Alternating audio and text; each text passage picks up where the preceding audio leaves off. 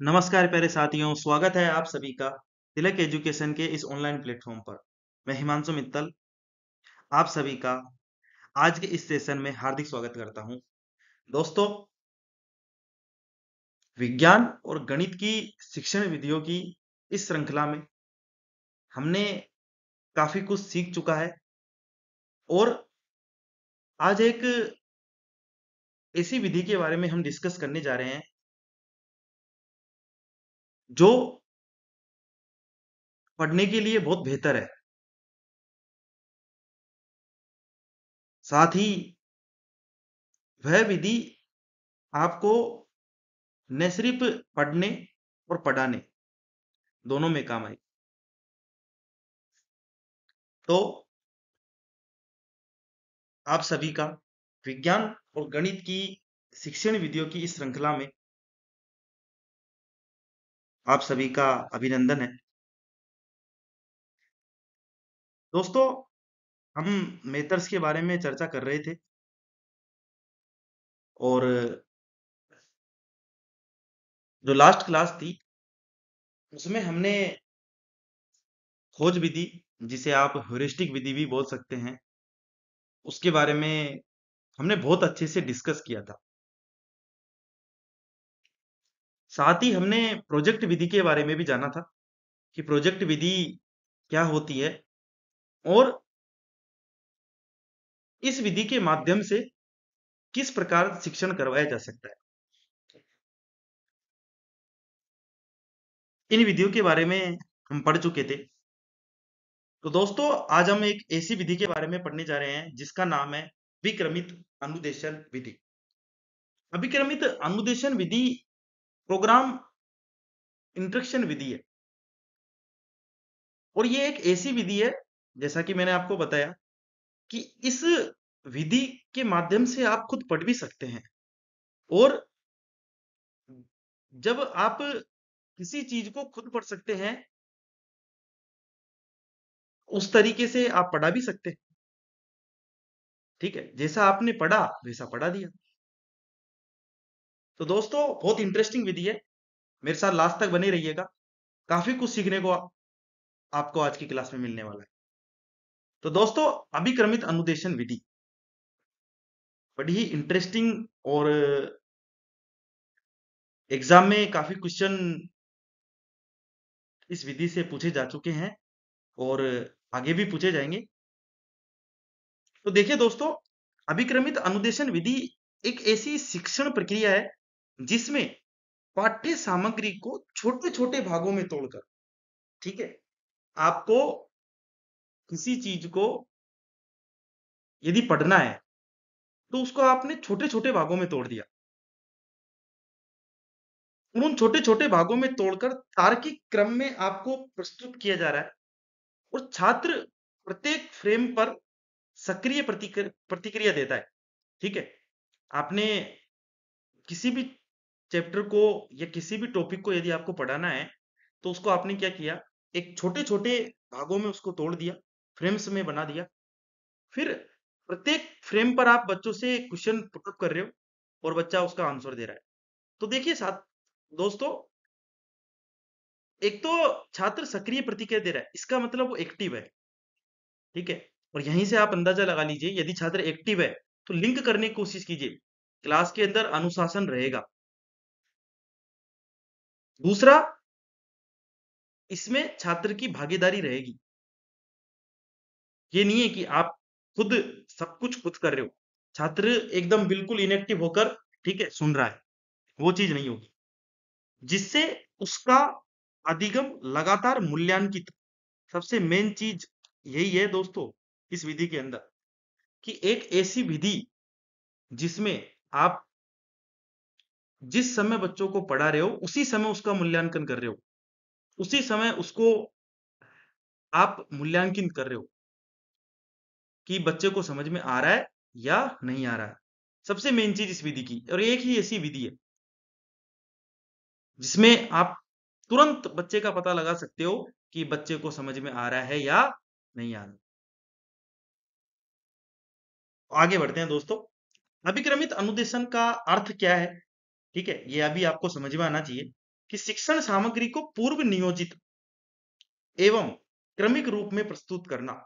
अब देखिए दोस्तों, यदि आपको बच्चे को छोटे-छोटे भागों में किसी टॉपिक को तोड़कर पढ़ाना है, तो आप डायरेक्ट क्लास में जाकर तो तोड़ नहीं सकते। आपको तैयारी करनी पड़ेगी। और यदि आप उस चीज की तैयारी करोगे, तो कहीं ना कहीं समय भी अधिक लगेगा। ठीक है? तो आपको पहले से तैयारी करके जाने पड़ेगा कि आपको इस टॉपिक को इस तरीके से पढ़ना है। अभी हम उदाहरण के माध्यम से समझेंगे, तब आपको और भी अच्छे से समझ में आएगा। और मैं गारंटी के साथ कह सकता हूं कि जब क्लास खत्म होगी, तब आप अभिक्रमित अनुदेशन विधि को अपने जहन में बिठा चुके होंगे, अपने कॉन्शियस माइंड में सेट कर चुके होंगे।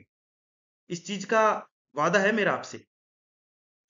बस आप लास्ट तक बने रहिएगा और एक एक बात को पॉइंट टू पॉइंट समझते हुए चलिए। पूर्व नियोजित एवं क्रमिक रूप में प्रस्तुत कर रहा है कौन? टीचर। जिससे छात्र स्वयं सक्रिय रूप से त्रुटियों को पहचान कर सीखते हैं। साथ ही इससे एक चीज का और पता चल रहा है कि एरर कहां पर हो रही है। ठीक है? गलती कहां पर हो रही है। आपने किसी चीज को सीख लिया और उसके पहले, सीखने से पहले जो उसके क्रम है, उसमें कहीं मिस्टेक तो नहीं है। तो इस तरीके से बच्चा बहुत अच्छे से सीख सकता है। तो किसी भी चीज को, अब देखिए, ये आपके पढ़ने के ऊपर भी डिपेंड करती है कि कई बार हमें कोई चीज याद नहीं होती है। ठीक है? तो उस चीज को आप बिल्कुल छोटे छोटे टुकड़ों में तोड़कर आप याद कर सकते हैं। जैसे मैं आपको एक एग्जांपल बताता हूँ, बड़ा इंटरेस्टिंग एग्जांपल है। ठीक है? एक स्पेलिंग है। ठीक है? स्पेलिंग देखिएगा आप। और मैं,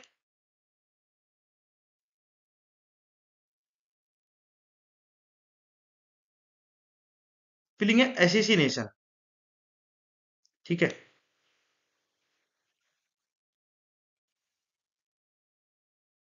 ए डबल एस, फिर वापिस ए डबल एस आई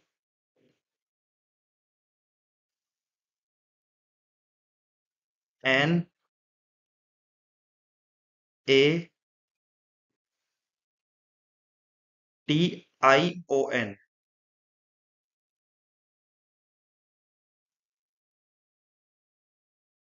देखिए दोस्तों, ये स्पेलिंग है और इस स्पेलिंग को आपको याद करनी है। ठीक है? देखिए, छोटे छोटे चीजों में तोड़कर याद करने से काफी चीजें जल्दी याद हो जाती हैं और लॉन्ग टाइम तक भी याद रहती हैं। जैसे ये स्पेलिंग है, ये स्पेलिंग है असेसिनेशन। अब देखिए, मैं इस स्पेलिंग को आपको तोड़ तोड़ कर याद करना सिखाता हूं। देखिए दोस्तों, ए डबल एस, आप लोगों ने भी सुना होगा, ए डबल एस यानी होता है गधा। ठीक है? वापस से फिर है ए डबल एस, वापस ए डबल एस यानी गधा। ठीक है? और फिर याद कर लिया मैंने आई, यानी मैं।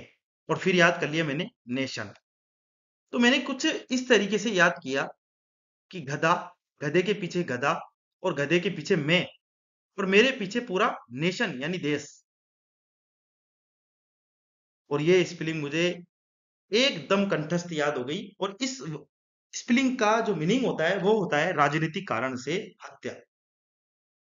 तो दोस्तों, छोटे छोटे भागों में तोड़कर आप चीजों को यदि खुद भी समझेंगे और बच्चों को भी सिखाएंगे, तो वो चीजें जल्दी याद होंगी, साथ में वो कॉन्शियस माइंड में फिट होंगी।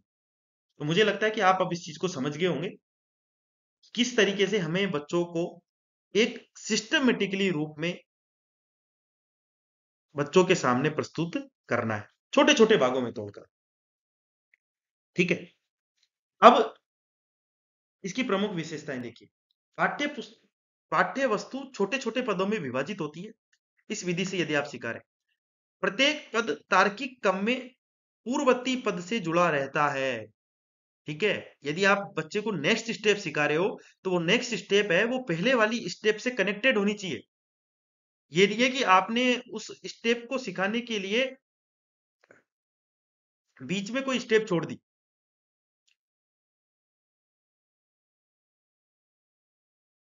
हर एक स्टेप है वो पहले वाली स्टेप से बिल्कुल कनेक्टेड होनी चाहिए, तब बच्चा सीख सकता है।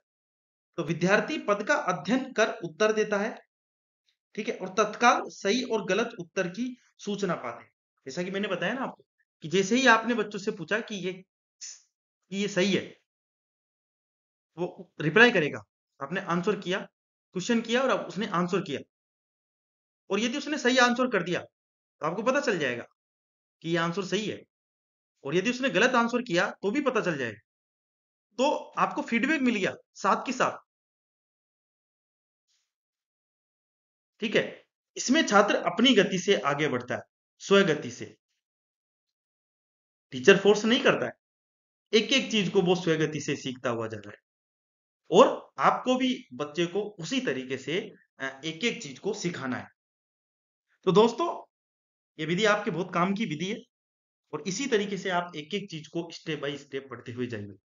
हर एक चीज आपके जहन में इस तरह से बैठ जाएगी कि जिस दिन आप एग्जाम देने जाओगे उस दिन आपको आपका सिलेबस बहुत सिमटा हुआ लगेगा। और यदि सिलेबस आपको सिमटा हुआ लग रहा है तो आपके सिलेक्शन के चांसेस कई गुना बढ़ जाएंगे। ठीक है दोस्तों, अब हम आगे बढ़ते हैं, एग्जाम्पल के माध्यम से समझिए। आपको बच्चे को सिखाना है पानी का रासायनिक सूत्र क्या है, ठीक है। तो एक एक चीज देखिए, चीजों को फ्रेम में किस तरीके से बांटा जाता है हमने सीखा ना, फ्रेम में तोड़ तोड़ कर, ठीक है, छोटे छोटे पदों में तोड़कर सिखाना है। तो पानी का रासायनिक सूत्र बच्चे ने उत्तर दिया H2O। अब देखिए दूसरा क्वेश्चन मैंने बच्चे से क्या किया, पानी किन तत्वों से मिलकर बना है, पहले पद से रिलेटेड है या नहीं है ना। तो बच्चे ने आंसर किया हाइड्रोजन और ऑक्सीजन, ठीक है। फिर मैंने, जब उसने हाइड्रोजन और ऑक्सीजन तोड़ दिया तो वो तोड़ा किस विधि से, पहली वाली पहले वाले क्वेश्चन से लिंक है, किस विधि से तोड़ा, विद्युत अपघटन विधि से, इलेक्ट्रोलाइट मेथड से। इलेक्ट्रोलाइट मेथड से क्या हो रहा है, विद्युत अपघटन हो रहा है, डिकम्पोजिशन रिएक्शन हो रही है, जिसे आप विघटन विधि बोल सकते हैं। अपघटन में कौन कौन सी गैसें निकलती हैं, अब देखिए अपघटन पहले वाले क्वेश्चन से लिंक है, हाइड्रोजन और ऑक्सीजन। इस तरीके से आप बच्चों को एक एक स्टेप बाय स्टेप छोटे छोटे फ्रेम में तोड़कर, अब देखिए इसमें कितनी सारी चीजें सिखा दी। एक तो एटम के बारे में बता दिया, तत्व, उसकी जानकारी प्राप्त हुई कि हाइड्रोजन क्या है, ऑक्सीजन क्या है। बच्चों को पानी का फॉर्मूला पता चला, साथ ही एक विधि का नाम पता चला जिसका नाम है विद्युत अपघटन, और साथ ही कौन सी गैस निकलती है इसके बारे में पता चला। तो ये सारी चीजें, हर एक क्वेश्चन, हर एक चीज, हर एक फ्रेम बच्चे को कुछ ना कुछ सिखा रहा है, और विद्यार्थी स्वगति से सीखते हुए आगे बढ़ता है, ठीक है। तो देखिए मुख्य सिद्धांत क्या क्या हो जाएंगे इसके, छोटे छोटे पदों का सिद्धांत, वही बात है, छोटे छोटे पदों में चीजों को तोड़ देना। क्रियाशीलता का सिद्धांत, प्रत्येक फ्रेम पर छात्र सक्रिय प्रतिक्रिया देता है, बिल्कुल सही बात है। हर क्वेश्चन पे विद्यार्थी को आंसर पुटअप करना ही है, ठीक है, आंसर रिप्लाई करना ही है। फीडबैक का सिद्धांत, प्रत्येक उत्तर के बाद छात्र को सूचना मिलती है, कौन देता है, शिक्षक देता है, कि आंसर सही है या नहीं है, बिल्कुल सही है। स्वगति का सिद्धांत, विद्यार्थी अपनी गति से सीखते हैं, टीचर फोर्स नहीं करेगा। और लास्ट में विद्यार्थी अपना स्वयं मूल्यांकन भी कर लेते हैं, टीचर तो करता ही है लेकिन साथ में विद्यार्थी भी अपना मूल्यांकन करते हैं कि उसने क्या क्या चीजें सीखी और कहां कहां पर गलतियां की। पहले क्वेश्चन सीखा वो बिल्कुल सही था, दूसरा सीखा तो उसमें कहीं एक गलतियां थी। तो इससे विद्यार्थी का भी स्वयं का आकलन होता है, ठीक है। और ये आकलन है, हम वर्ड यूज कर रहे हैं मूल्यांकन, लेकिन ये आकलन है। आकलन होता है जिसमें आप पढ़ाते समय बच्चों से आप जिस समय पढ़ा रहे हो उसी समय आप फीडबैक लेते जा रहे हो। मूल्यांकन अलग है। मूल्यांकन और आकलन में फर्क है थोड़ा। ठीक है। ये हम जब मूल्यांकन के बारे में पढ़ेंगे तब इसको बहुत अच्छे से समझेंगे। तब आपको ये बात बहुत अच्छे से समझ आएगी कि मूल्यांकन क्या है और आकलन क्या है। अब आगे बढ़ते हैं दोस्तों। इसकी कार्यविधि क्या है? वही चीजें सब कुछ घूम फिर कर आएगी। फर्स्ट स्लाइड में जो हमने पढ़ा था वही चीजें बार बार आप लोगों के सामने चलती रहेंगी, क्योंकि चीजें तो वही हैं। छोटे छोटे फ्रेम में तैयार करना। प्रत्येक फ्रेम पर सवाल और रिक्त स्थान होता है, जैसा कि अभी हमने फ्रेम 1, फ्रेम 2, फ्रेम 3 देखा था। ठीक है। जिसको कौन भरता है? विद्यार्थी भरता है। विद्यार्थी के उत्तर तुरंत मूल्यांकित होते हैं। यदि उत्तर सही है तो वे अगले फ्रेम पर बढ़ते हैं और गलत होने पर पुनः प्रयास करते हैं। ऐसा नहीं है। आप इस विधि के अंदर यदि आपने सेकंड क्वेश्चन का आंसर गलत कर दिया तो आप थर्ड फिर नहीं नहीं जा सकते। वैसे ये चीज जो प्रोसेस होती है वो कंप्यूटर में होती है।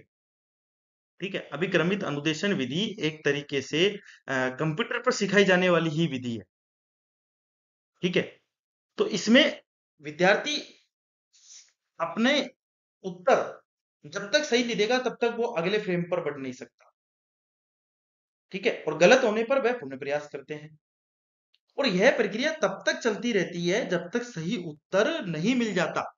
जब तक आपने उसमें H2O नहीं भरोगे तब तक आप अगले क्वेश्चन पर नहीं जा सकते। ठीक है। इस तरह से ये क्या होती है? एक अभिक्रमित अनुदेशन विधि। देखिए दोस्तों, इस विधि के 3 प्रकार हैं। रेखीय, लाइनर, प्रोग्राम इंस्ट्रक्शन विधि, शाखीय अभिक्रमित अनुदेशन, ब्रांचेज और अवरोही अभिक्रमित अनुदेशन। देखिए ये वर्ड यहां पर गलत हो गया है। ठीक है। अधिगम नहीं है, अनुदेशन है। ठीक है। ये भी क्या है? अनुदेशन। अवरोही अभिक्रमित अनुदेशन। ठीक है दोस्तों। अब हम इनके प्रकारों को अच्छे से समझेंगे। रेखीय अभिक्रमित अनुदेशन क्या है? यह सबसे सरल प्रकार है, सबसे आसान है। लाइनर में आप बच्चों को सिखाते जा रहे हो। फ्रेम 1 बना दिया, फ्रेम 2, फ्रेम 3। ठीक है। जैसे आपने यहाँ पर एक बॉक्स बना दिया।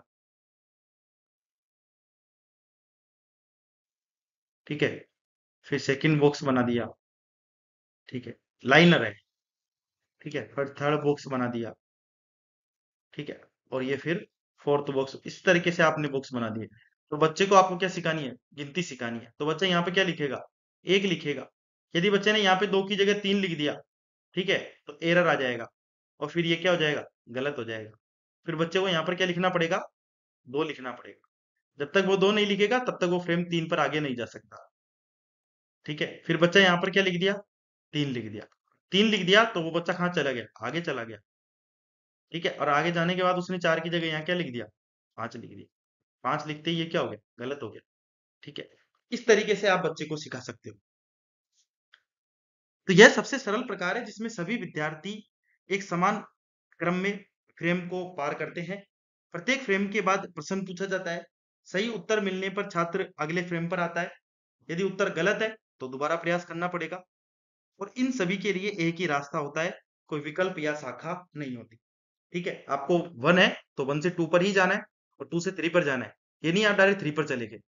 ठीक है। एक छोड़ा और 2 को आपने छोड़ दिया और 3 पर चले गए, ये भी नहीं हो सकता। तो ये कौन सा अनुदेशन है? रेखीय अभिक्रमित अनुदेशन। मुझे लगता है कि आप इसे बिल्कुल अच्छे से समझ गए होंगे। ठीक है। अब इसे बाह्य बाह्य अभिक्रमित अनुदेशन भी कहा जाता है। इस चीज को आप अच्छे से ध्यान रख लीजिएगा।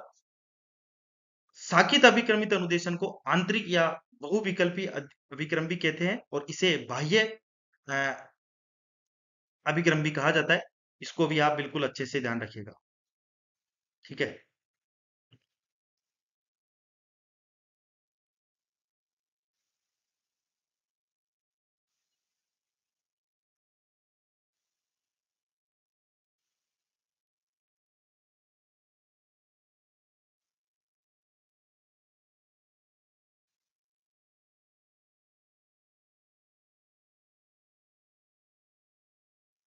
इसे क्या कहा जाता है? बाह्य अभिक्रम भी कहा जाता है। देखिए, शाखीय अभिक्रमित अनुदेशन। शाखीय अभिक्रमित अनुदेशन को आंतरिक या बहुविकल्पी अभिक्रम भी कहा जाता है। प्रत्येक फ्रेम के बाद बहुविकल्पी प्रश्न आते हैं। इसमें सिंगल प्रश्न आता है, इसमें बहुविकल्पी प्रश्न आते हैं। ठीक है, शाखीय है, ब्रांचेज है। ठीक है, जैसे यहाँ पर देखिए, जैसे यहाँ पर एक क्वेश्चन है। ठीक है, फिर इस क्वेश्चन से संबंधित ब्रांचेड है। ठीक है, फिर यहाँ पर भी क्वेश्चन है। ठीक है, फिर इस तरीके से ब्रांचेज में क्वेश्चन है।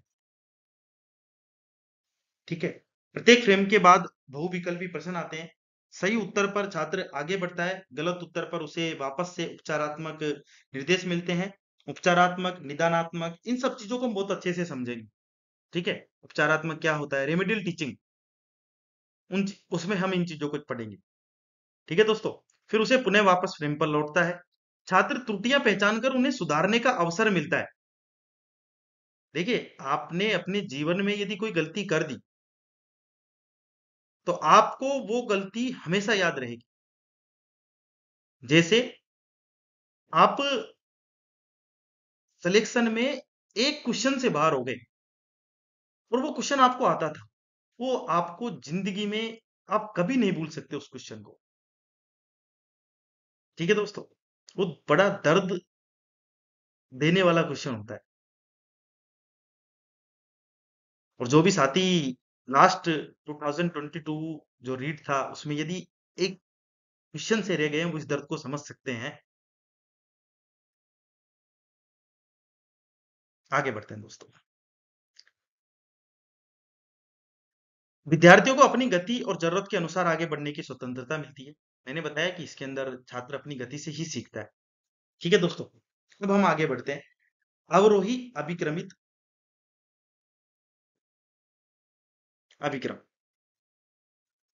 गणितीय विधि पर आधारित यह प्रकार छात्रों को छोटे छोटे उपलक्ष्यों तक पहुंचने के लिए प्रश्नों की श्रृंखला प्रदान करता है। इसमें लर्निंग प्रक्रिया को छोटी इकाइयों में विभाजित कर भाई हर इकाई पर मास्टरी की जरूरत पड़ती है। इस चीज को बड़े ध्यान से समझिएगा कि हर इकाई पर आपकी मास्टरी होनी चाहिए।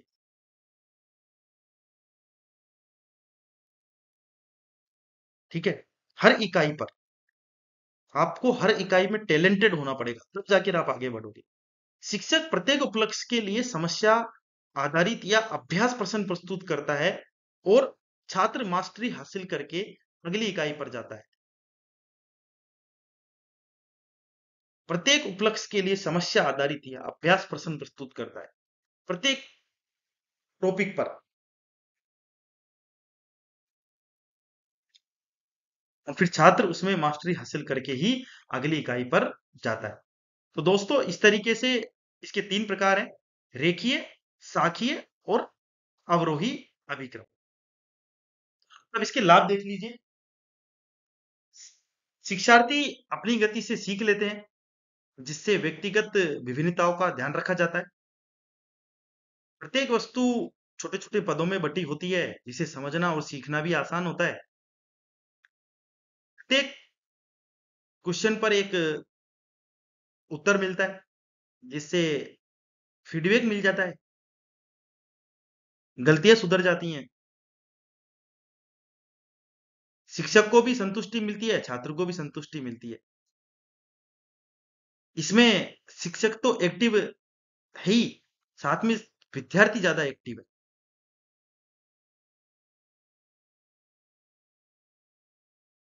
बच्चा इसमें इंटरेस्ट भी लेता है और उसको मोटिवेशन भी मिलता है। उसने सही कर दिया तो वो आगे बढ़ता है, आगे बढ़ता है तो फिर उसको कॉन्फिडेंस आता है। स्व मूल्यांकन के अवसर मिलते हैं। जहां गलत है वहां बच्चे को खुद समझ में आ रहा है कि हाँ, कुछ ना कुछ तो गलती है,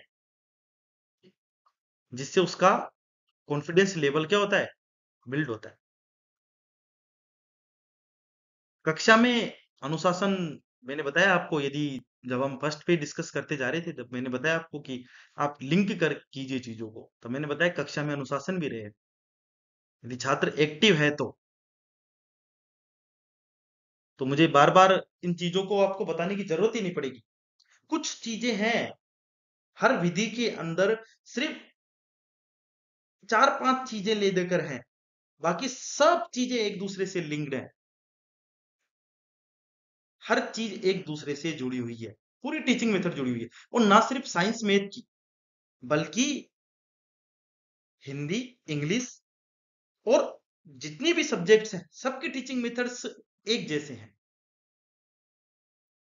ठीक है दोस्तों? अब दोस्त देख लीजिए, रचनात्मकता का अभाव होता है। इसमें छात्रों को रचनात्मक रूप से सोचने एवं समस्या हल करने में के कम अवसर मिलते हैं। अब देखिए, क्वेश्चन आपके सामने है, सिर्फ आपको आंसर पुट अप करना है। तो कहीं ना कहीं रचनात्मकता वाली चीज रह जाती है। सामाजिक संपर्क में कमी होती है। एक टीचर है और स्टूडेंट है, स्टूडेंट ही अपनी समस्या सोल्व कर रहा है, जहां एरर आ रहा है वहां उसे पता चल रहा है, तो वो डिस्कस नहीं कर पा रहा। सहयोग वाली भावना इस विधि के अंदर नहीं है और वो चीज जरूरी है, सबसे ज्यादा जरूरी है। सभी विषयों के लिए ये उपयुक्त नहीं है। यह विधि केवल वस्तुनिष्ठ विषयों जैसे विज्ञान और गणित के लिए ही अधिक उपयुक्त है। ठीक है, विज्ञान और गणित के लिए ही यह विधि बेस्ट है। अन्य सब्जेक्ट में यह विधि इतनी कारगर नहीं है। तकनीकी निर्भरता, मैंने बताया आपको कि इस विधि को आपको अप्लाई करने के लिए कंप्यूटर और ऑनलाइन सामग्री आपके पास होनी चाहिए, जिन चीजों का हमारे गवर्नमेंट स्कूलों में और प्राइवेट स्कूलों में भी अभाव है, तो वो चीज संभव नहीं हो पाती।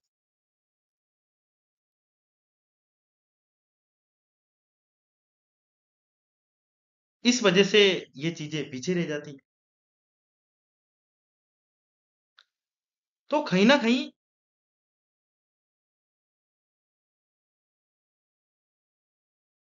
इन चीजों की कमी की वजह से हम इस विधि को अपने क्लासरूम में अप्लाई नहीं कर सकते,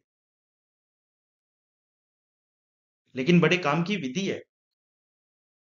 और मुझे तो लगता है कि ये विधि आप अप्लाई करो या ना करो, लेकिन आप आज ही से आपके जो पढ़ाई है उसमें जरूर अप्लाई करो।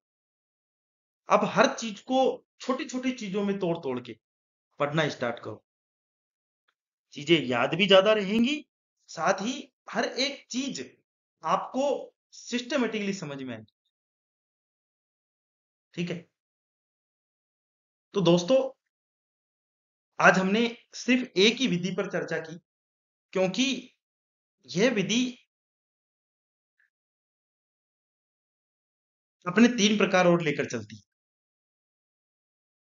तो कहीं न कहीं